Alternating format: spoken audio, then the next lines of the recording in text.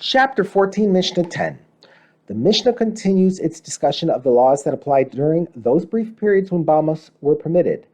The first 14 years after entering Eretz Yisrael, when the Mishkan was in Gilgal, and the 57 years after the destruction of the Mishkan of Shiloh, when the Mishkan was in Nov and Givon. As explained earlier, during these periods of Bama permissibility, there was a main sanctuary in Gilgal, or in Nov or Givon, but it was not a full-fledged permanent type of Mishkan. See Mishnah 4 Note 1 and Mishnah 9 Note 8. Rather, the sanctuaries at Gilgal, Nov, and Givon were themselves considered a form of Bama, known as the major Bama, or the communal Bama. Our Mishnah discusses the differences between the communal Bama and a private Bama at the times that Bamos were permitted. These are the offerings that must be offered at the Mishkan, i.e. at the communal Bama at Gilgal or Nov and Givon, and not at a private Bama, even though Bamos are permitted. Offerings that were consecrated for the purpose of being offered in the Mishkan,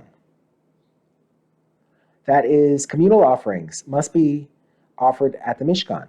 But the offerings of an individual which are assumed to have been consecrated to be offered even at a private Bama may be offered at a private Bama.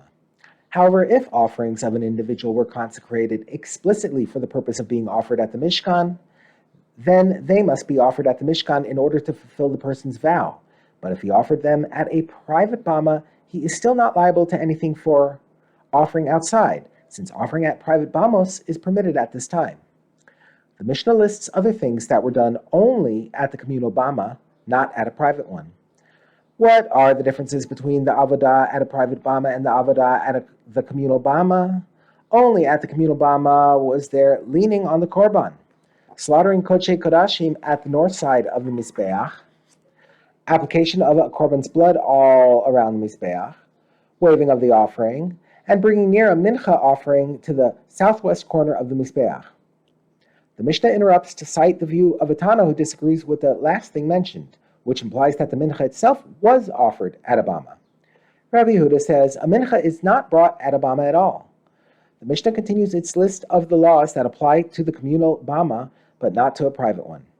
Only at the communal Bama was there the requirement of kahuna, i.e., that only a Kohen may perform the avodah, and that the one doing the avodah wear the service garments worn by a Kohen, i.e., the big day kahuna, and that the avodah be done using sacred vessels, and that the offering be burnt in a way that it had a pleasing aroma, and that there be a line of separation on the Mizbeach for the blood, to indicate where the blood is to be applied for the upper part, and where the blood is to be applied for the lower part, and that washing of the hands and feet must be done before one performs the avodah.